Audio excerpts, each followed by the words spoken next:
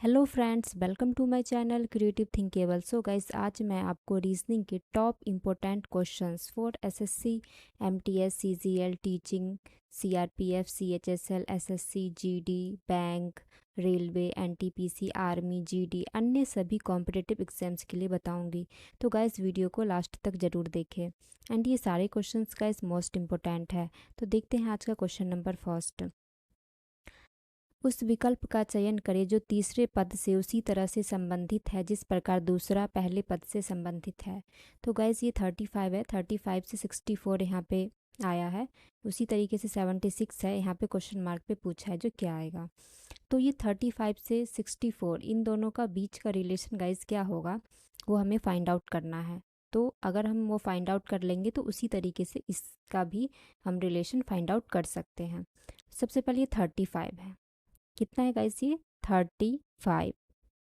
And अगर हम इन दोनों को जोड़ दें, 3 और 5 को अगर हम ऐड कर देते हैं तो कितना हो जाएगा 8। अगर हम इसको प्लस कर देते हैं तो कितना हो गया 8। और गाइस 8 का स्क्वायर कितना होता है 64। ठीक इसी तरीके से हम ये करते हैं, 7 और 6 कितना हो जाएगा गाइस 7 + 6 कितना हो जाएगा 13।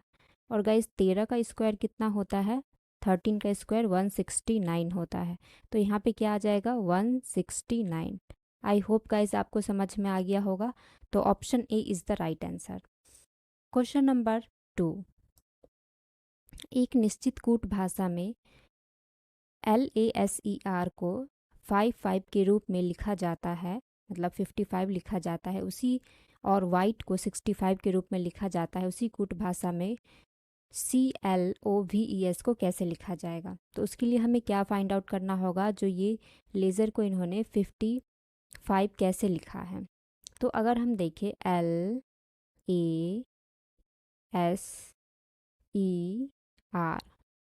एल गाइस कितने पर आता है 12 पे। ABCD में जो होता है ABCD से जेड तक उसको हम कोडिंग करते हैं 1 2 3 4 5 6। उसी तरीके से ABCD में 26 लेटर होते हैं टोटल। तो ए हमारा 1 पे आ जाएगा, एस हमारा 19 पे आ जाएगा। गाइस ये याद रखना होता है, अगर आप याद नहीं रख सकते हो तो आप कहीं पे एज शॉर्ट जो हमारा रफ कॉपी होता है उस पर हम लिख लेंगे और उसका नंबर भी लिख सकते हैं। ये हो गया E5 पे, और आर आता है हमारा 18 पे। अब इन सबको हम ऐड कर दें तो कितना हो जाएगा गाइस 12 और 1 13, 13 और 19, 13 और 19 कितना हो जाएगा 9 3 12, 3 32, और 5 और 18 कितना हो जाएगा 23। तो ये आ गया हमारा 55। ठीक है गाइस, उसी तरीके से वाइट को इन्होंने 65 लिखा है। तो इसी तरीके से सेम प्रोसेस हुआ है WHITE। W हमारा कितने पे आता है 23 पे, H 8 पे, I 9 पे, T 20 पे, और E 5 पे। अब इन सब को हम जोड़ देंगे, इन सब को अगर हम जोड़ देंगे तो कितना आ जाएगा 65 आ जाएगा। 23 और 8 कितना होता है गाइस, तो ये पहले दो दो कर लेते हैं, 20 और 8, 20 और 5 25, एंड उसके बाद 8 8 16 1 17 एंड 23। तो ये 17 है गाइस। तो 7 5 12, 13 4 5 6 यानी 65 आ गया। उसी तरीके से GLOVES को हम अब लिख सकते हैं। आपको पता चल गया होगा गाइस। इसको हम सबसे पहले मिटा लेते हैं एंड उसके बाद हम फाइंड आउट करते हैं जो ये कैसे आया। तो ये GLOVES,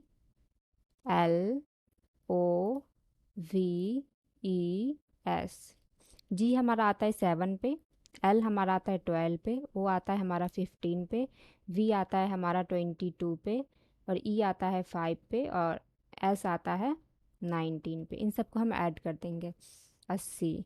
80 किस ऑप्शन में है गाइज, ऑप्शन ए में। तो option A is the right answer. कैसे आया आपको अच्छे से समझ आ गया होगा गाइज। तो बढ़ते हैं क्वेश्चन नंबर 3 की ओर। एक निश्चित कूट भाषा में डिफैक्ट को 34 लिखा जाता है, डिवाइस को 84 लिखा जाता है, उसी कूट भाषा में डोमेन को कैसे लिखा जाएगा। तो गाइज इसके लिए भी हमें फाइंड आउट करना होगा। जो ये डी है, E F E C T को 34 कैसे लिखा है। तो डी आता है हमारा 4 पे, ई आता है 5 पे, ये आता है 6 पे, ये आता है 5 पे, 3 पे, और ये आता है हमारा 20 पे।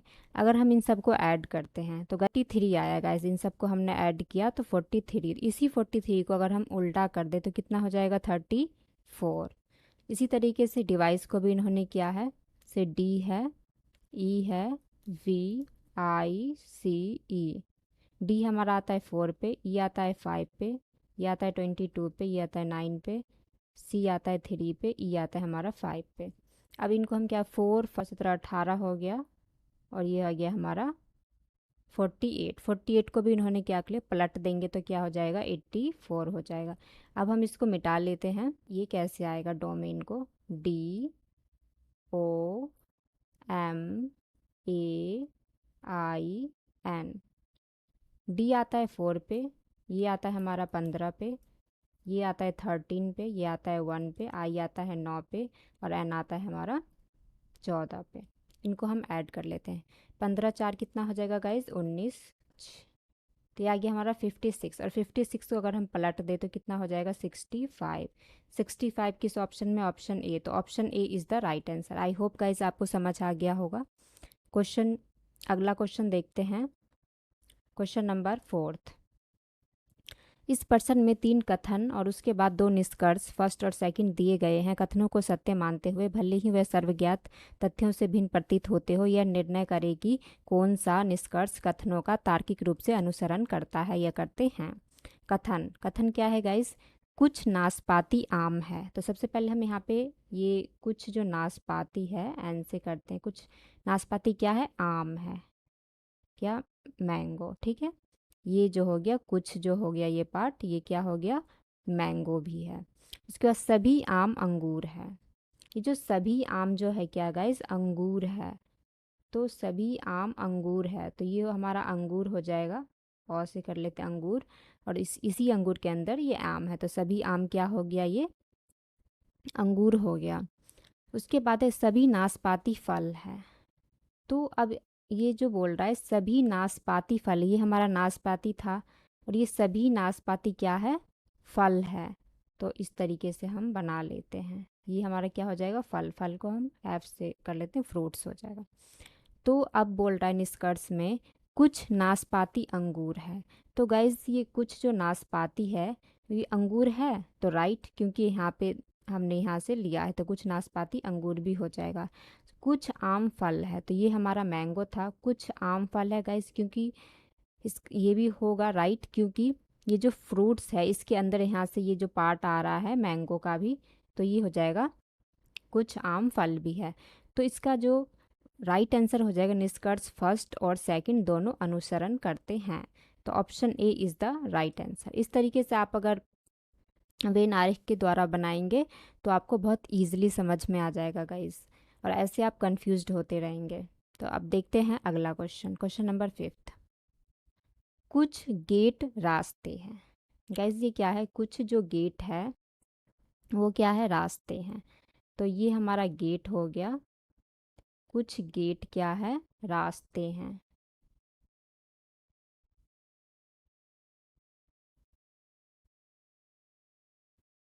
कुछ गेट हमारा रास्ते हैं। उसके बाद है सभी रास्ते मार्ग है। ये जो सभी रास्ते है गाइस क्या है? मार्ग है। ठीक है, उसके बाद बोला है जो कोई भी मार्ग द्वार नहीं है, तो द्वार को हम यहाँ पे बना लेते हैं। कोई भी मार्ग द्वार नहीं है। अब निष्कर्ष है कोई भी द्वार रास्ता नहीं है। कोई भी द्वार रास्ता नहीं है। ठीक है गाइस, उसके बाद ये निष्कर्ष सही है। उसका कुछ गेट मार्ग है। कुछ जो गेट है वो मार्ग है, तो है गाइस, देखो ये जो पार्ट है हमारा, ये कुछ गेट मार्ग है। तो इसका भी जो राइट आंसर होगा निष्कर्ष फर्स्ट और सेकंड दोनों अनुसरण करते हैं। तो option A is the right answer. Question number 6। तस्वीर में दिख रहे एक व्यक्ति की ओर इंगित करते हुए प्रीति ने कहा, वह मेरे पति के ससुर गोपाल की इकलौती पुत्री का पुत्र है। तस्वीर में दिख रहा व्यक्ति प्रीति से किस प्रकार संबंधित है? गाइस ये ब्लड रिलेशन का क्वेश्चन है, ये एग्जाम्स में पूछे जाते हैं। तो सबसे पहले क्या है, जो प्रीति ने कहा, ये मान लेते हैं प्रीति है। ठीक है, मेरे पति, जो प्रीति के पति हैं, ये हो गया उसके हस्बैंड।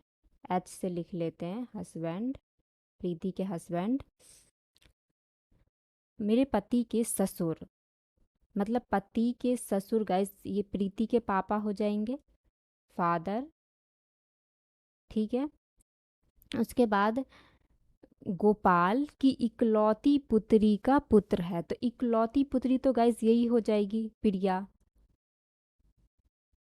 एंड इसकी जो है पुत्र, पुत्री का पुत्र है, मतलब इसका जो पुत्र है, जो तस्वीर में इंगित जो है, ये तस्वीर था हमारा, तो ये आ गया गाइस आपको समझ में, पुत्र है, पुत्र है तो लिख लेते हैं पुत्र। तस्वीर में दिख रहा व्यक्ति प्रीति से किस प्रकार संबंधित है, तो गाइज ये क्या लगेगा, प्रीति का पुत्र ही तो लगेगा, तो इसका जो राइट आंसर है option A is the right answer. I hope guys ये क्वेश्चन नंबर 6 था।